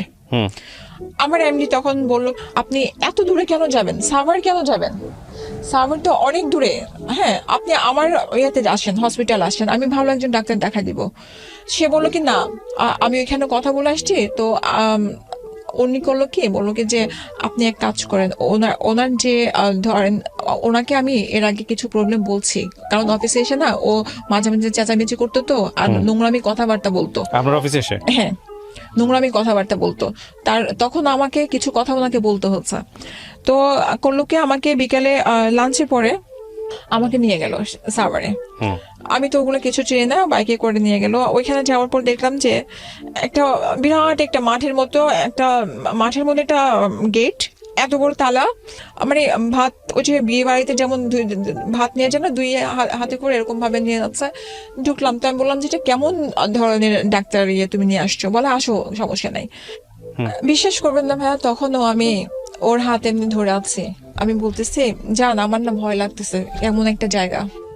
এরপরে আমাকে বলে কি, জান এক কাজ করো, তোমার হাতের আমার হাতে কিছু গোল্ডের রিং টিং ছিল, বলো যে এগুলো খুলে দিয়ে দাও। হ্যাঁ, আমারও কেমন যেন ভালো লাগছে না, দেখলাম আশেপাশে খুব চিৎকার চেঁচামেচি করছে। তো এরপরে খুলে দিলাম, দেওয়ার পরে ওরা আমাকে ওইখান থেকে আরেকটা রুমে নিয়ে গেল, নিয়ে আমাকে একটা ডাক্তার আসলো আর আরেকটার সাথে সিস্টার আসলো। আমাকে বললো কি যে আপনি অ্যাডিক্টেড। এর আগে হচ্ছে কি যে মাঝে মাঝে আমি ওর উপর জিদ করে ঘুমের ওষুধ 2-1টা খেতাম, হ্যাঁ ওইটা হচ্ছে জিদের কারণে, ওইটা কোনো আমার নেশা ছিল না। ডাক্তার আসলো, আমাকে বলে যে আপনি কি অ্যাডিক্টেড? তো আমি বললাম যে অ্যাডিক্টেড মানে, বলে আপনি ইয়াবা খান, সিগারেট খান। আপনাকে বলতেছে? হ্যাঁ, সিগারেট খান, ঘুমের ওষুধ খান। আমি হ্যাঁ খাই। আমি বলছি সিগারেট খান, এটা বলতেন? আমি সব বলছি। হ্যাঁ বললেন কেন? আপনি খান? না শুনেন না, আমার তো তখন জিদ কাজ করছে। আমার পাশে যাকে আমি ধরে আছি এমনি, আমি তখন তো বুঝে গেছি যে সে আমাকে এখানে ট্র্যাপে ফেলার জন্য নিয়ে আসছে, সে আমাকে রিহাব সেন্টার ভর্তি করার জন্য নিয়ে আসছে। তো আমাকে পরে বলতেছে আচ্ছা ঠিক আছে আপনি এখানে সিগনেচার করেন। তো আমি সিগনেচার কেন করবো? বলছে আপনি অ্যাডিক্টেড, এখানে ভর্তি হতে হলে সিগনেচার লাগবে। হ্যাঁ, আপনার তো কোনো গার্ডিয়ান আসেনি, আপনার হাজবেন্ড আছাড়ি আছে। আপনি তাহলে এক কাজ করেন, আমার ব্লাড টেস্ট করেন। আপনি যদি একটা কিছু পান, আমি অবশ্যই আপনি যতদিন বলবেন আমি অতদিন পর্যন্ত এখানে থাকবো। হ্যাঁ, আপনি করেন। এখন দেখি যে আমার প্রাণপ্রিয় হাজবেন্ড অঝোরে কান্না করতেছে, জান তুমি কিছু বলো না, থাকো, কোনো সমস্যা নাই, আমি দেখবো। হ্যাঁ, আরে তুমি কি দেখবা? How could it be? তুমি কি দেখবা? হ্যাঁ, আমি বললাম, তখন বলছি তুমি কি দেখবা, তোমার কিছু লাগবে না। আমি মাথায় তখন আমার একটা চিন্তা, এত বড় তালা, আমি এটা ভেঙে বের হবো কিভাবে? আর এদের মাঝে আমি বুদ্ধি করে আমি ওর কিছু যে মেডিকেল রিপোর্ট ছিল আমার ব্যাগে আমি অল টাইম রাখতাম, ওইগুলো ও সরাতে চাইতো। হ্যাঁ, ও কিছু ইবনে সিনাতে কিছু টেস্ট করেছিল যে ওর সাইকিয়াট্রিস্টের কাছে, ওগুলো সব আমার কাছে ছিল। আমি বলি, ও তখন বাইরে দাঁড়া খুব কান্না করতেছে। এরপর আমি সিস্টারটাকে বলি যে আপু, আপনি তো একটা মেয়ে, হয়তো ভাইয়া বুঝবেন, আপনি একটু রিপোর্টগুলো দেখেন আর আপনি টেস্ট করেন, যান আপনি করে টেস্ট করে দেখেন। তো রিপোর্ট দেখার পরে জানি না আল্লাহ কি রহমত, আপুটা বললো কি যে আমার কাছে তো মনে হয় যে ওনার হাজবেন্ডের প্রবলেম। তো এরপরে এই টাইমে কিন্তু আমার বাবার কাছ থেকে 2 লাখ টাকা নিয়ে চলে আসছে। কে? আমার হাজবেন্ড। কিভাবে আসে? নিয়ে যে বলছে ও অ্যাডিক্টেড তো বাবা, হ্যাঁ এখন ওকে ঠিক করতে হবে, যে পাগলামি করতেছে, তো আমার কাছে তো টাকা নাই। আমার আব্বু কি বলছে যে যেভাবে হোক ওকে ঠিক করো মা, ওর 2টা বাচ্চার জন্য ঠিক করতে হবে, তাহলে ভর্তি করো, 6 মাসের জন্য দরকার ভর্তি করতে হলে ভর্তি করো, বাচ্চাগুলো আমার কাছে থাকবে। এখন আমাকে বলে আপনার বাবা আপনাকে এত ভালোবাসতো, অথচ আপনার বাবা চোখ বন্ধ করে বিশ্বাস আমার করলো? তখন জিদ একটা কাজ করছিল যে আমাকে একটা কল দেয় নাই, আমি অ্যাডিক্টেড, ওইটা পরে বলি। এরপরে আমি বললাম তখন না, ওরা আমাকে বলে কি ঠিক আছে এক কাজ করেন, আপনি কি ভাই এক কাজ করেন, আমাকে 30 তারিখের জন্মদিন আর 2টা দিন আছে, আমি 30 তারিখে আসবো। বলে কি শুনেন, যদি না যান আমরা কিন্তু অ্যাম্বুলেন্স দিয়ে আপনাকে ইঞ্জেকশন দিয়ে কিন্তু মানে সেন্সলেস করে নিয়ে চলে আসবো। হ্যাঁ, তো ওগুলো তো আমি সিনেমার মধ্যে ছোটবেলায় দেখে আসছি। হ্যাঁ, আগে দেখতাম এরকম ভাবে নিয়ে চলে আসতো। তখন ও বাইরে কাঁদতেছে, তখন আমি বের হলাম, বলে আমাকে বলতেছে জান তুমি টেনশন করো না, তুমি থাকো, আমি 30 তারিখে বাবুদেরকে বাচ্চাদেরকে নিয়ে আসবো। আমি না সমস্যা নাই ভাইয়া, ওরা রাজি হচ্ছে, আমি যাই, যাওয়ার পরে আমি 30 তারিখে চলে আসবো, তুমি টেনশন নিও না। হ্যাঁ, আমার কথা ছিল যে এনিহাও আমাকে বের হতে হবে এখান থেকে। হ্যাঁ, তালাটা খুললো, খোলার পরে তো আমি চুপচাপ ইয়ে করলাম, ও আমাকে আমার মোবাইলটা হাতে দিল, দেওয়ার পর অর্নামেন্টস গুলো দিল, আর সারা রাস্তার মধ্যে মানে কান্না করতে, বলে কাঁদতেছো কেন, তুমি তো আমার সাথেই যাচ্ছ, দেখো আমি তোমাকে কত ভালোবাসি। এরপর আমাকে অফিসে ড্রপ করলো, অফিসে ড্রপ করার পরে আমার চেহারা দেখে তো বুঝে গেছে আমার বস, তো উনি আর কিছু বললো না, বললো যে আপনি কি কোনো লিগেল অ্যাকশন নেবেন? আমি বললাম না। বাসায় গেলাম, বাসায় যাওয়ার পরে তারপর আমার শ্বশুর মানে আমার বাবাকে বললাম, বাবা জানেন আপনার ছেলে কি করেছে? বলে কি করেছে? আমি বলে আমাকে রিহ্যাব সেন্টারে নিয়ে গেছে ভর্তি করানোর জন্য অফিস থেকে। বলে আরে যা, এভাবে আমাকে সে বলছে যে আরে যা, তোর বাপই তো টাকা দিচ্ছে ভর্তি করার জন্য, তোর বাপই তোকে পাগল বলতেছে। এই কথাটা শোনার পর না আমার কাছে মনে হচ্ছে আমি আর দুনিয়াতে নাই। আমি তারপর আমার বাবাকে আমি ফোন দিয়ে বললাম যে আপনারা আমাকে একটাবার কল দিতে পারেন নাই, যে আমি কে, আপনাদের সন্তান না? বলে তোমার হাজবেন্ড বলছে, যেখানে তোমার হাজবেন্ড বলতেছে তার উপরে কোনো কথা নাই। আমি হাজবেন্ড বেশি নাকি তার সন্তানটা বেশি? হ্যাঁ, তারপরে আর আমি কোনো কথা বলি নাই, আর আমি সাথে সাথে রেখে দিয়েছে। রাখার পরে আর পরে আমার বাবার তারপর পরের দিনে ওই দিনের ঘটনা, আমি নিচে নেমে গেছি, রাগারাগি করে আমি নিচে নেমে গেছি। নিচে নামার পরে ও আমার সাথে সাথে আমার হাজবেন্ডও নিচে নেমেছে। নিচে নামার পরে বাচ্চাগুলো খুব কাঁদতেছিল। তারপরে করলাম কি, আমি পাশে একটা ইট ছিল হাতে, আমি বললাম যে খবরদার যদি আমাকে ধরতে আসো আমি ইট দিয়ে বাড়ি দেবো। আমার ভাসুরের বউ আসলো, আমাকে বললো যে চলো তুমি রাত্রে আমার কাছে থাকবা। এমন সময় ও আমার গায়ে 2টা চড় মারলো জোরে জোরে। মারার পরে আপনি গায়ে হাত তুলতেন কখনো ওর? না, একেবারেই তোলেন নাই কখনো? না তুলেছে, এটা পরে আসতেছে, তখনও তুলি নাই। আমি ইট নিয়েছিলাম মারার জন্য, আমি বলছি আমাকে ধরতে আসলে আমি কিন্তু ইট মারবো। আমি ওকে প্রচন্ড ভালোবাসি, এখনো ভালোবাসি। এরপরে পরে আমার ফুপা শ্বশুরা নিয়ে যায় উপরে, নেওয়ার পর বুঝানোর পরে রাত্রেবেলা বাসার মধ্যে দেয়, বাচ্চাগুলোকে নিয়ে থাকি। এরপরে ডিসিশন হয় যে ডিভোর্স দিয়ে দিব। ঠিক আছে, তুমি ডিভোর্স চাচ্ছ, ডিভোর্স দিয়ে দিব, চলো। এরপরে যাই, ডিভোর্স নেয়। ডিভোর্স নিয়ে উপরে কত সালে এটা ডিভোর্সটা নেয়? ডিভোর্স নয় 2009। ওকে। আর ডিভোর্স নেওয়ার পরে নিচে নেমে বলে কি আমি ভুল করেছি, আমি এখন তোমাকে বিয়ে করব। সাথে ওর খালাতো ভাই, হ্যাঁ, আমাকে বলে সিগনেচার করতে। ওইখানে যাওয়ার পরে ওদের রিলেটিভ যে জর্জ কোর্টে, এরপরে আমার পরে ওর বোনেরও ডিভোর্স হয় একসাথেই। তো এখন আমি বিয়ে করবো মানে তুমি আমাকে ডিভোর্স দাও নাই, তুমি তোমার ডিসিশন ছিল এটা। হ্যাঁ, আমার ফ্যামিলির কাছে খারাপ করছো আপনারা দুই তুমি। পক্ষই সাইন করেন ডিভোর্সের পরে? ওকে। তারপরে এটা শুধু না, আপনার ওই যে কাজী এনে কি বলছিল খোলা তালাক করায় না কি করায়। এরপর আমার মুখের উপরে 20,000 টাকার কাবিন নামা ছিল, 20,000 টাকা চেকটা ছুঁড়ে মারে। হ্যাঁ, আমি যে আমার এটা লাগবে না, রেখে দাও তোমার কাছে। তারপরে পরে কি করে নিচে নেমে তো হাত পা ধরে কান্নাকাটি, এখন বিয়ে করবে। আমি অসম্ভব। ওর খালাতো ভাই একজন ছিল, ও বলতেছে যে চলো তোমাদের আবার দরকার বিয়ে করে।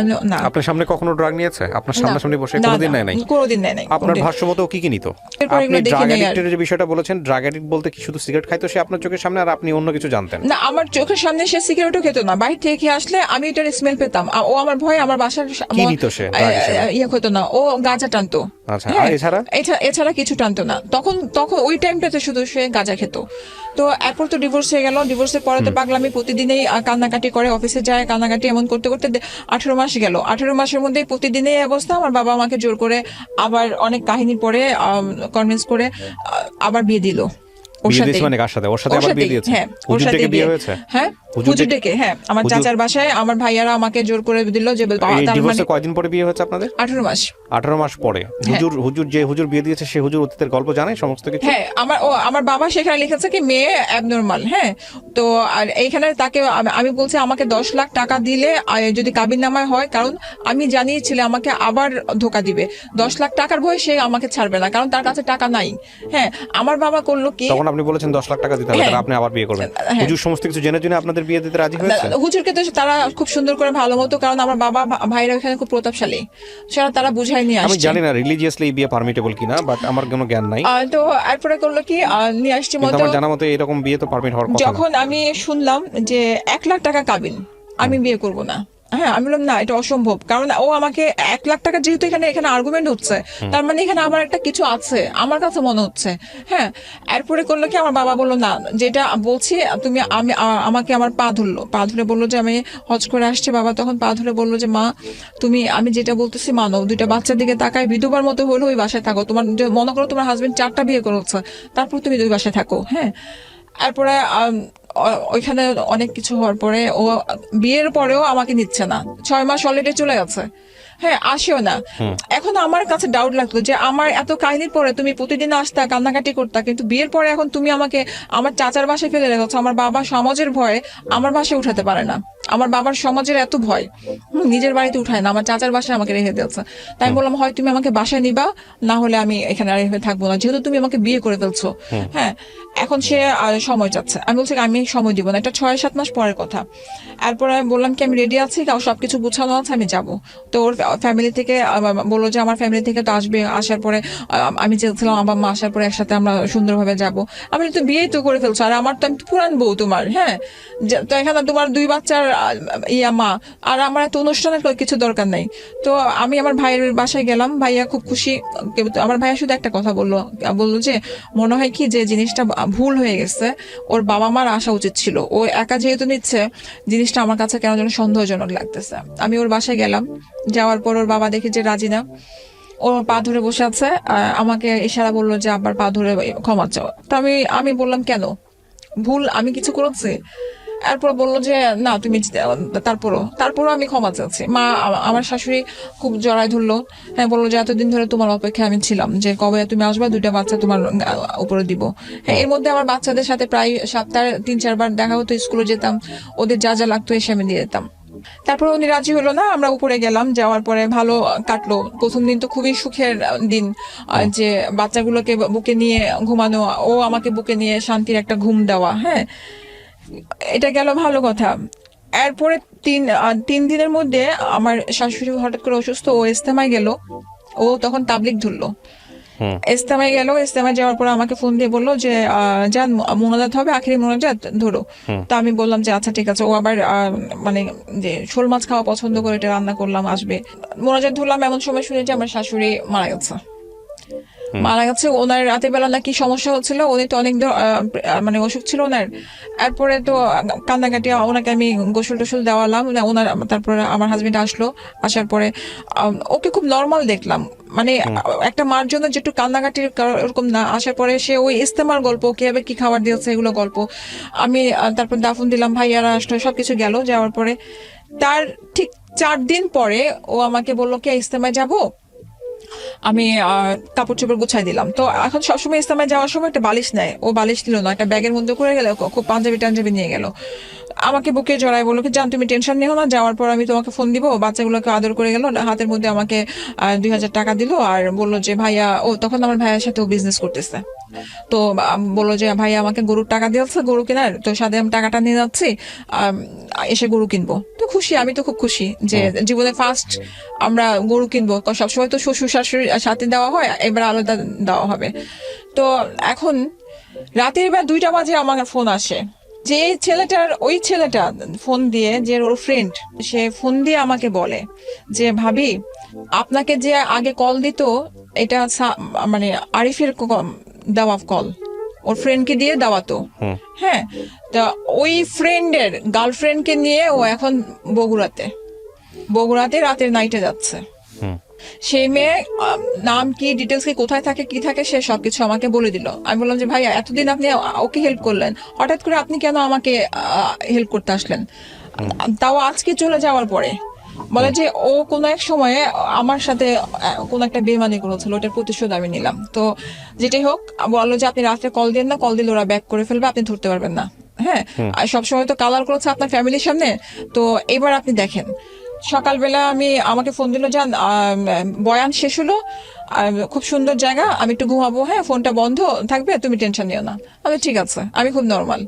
আমি সাথে 6টার দিকে আমি গেটটা খুললাম, গেট খুলে আমি বাসায় আমার বাসায় গেলাম ড্যামরাতে।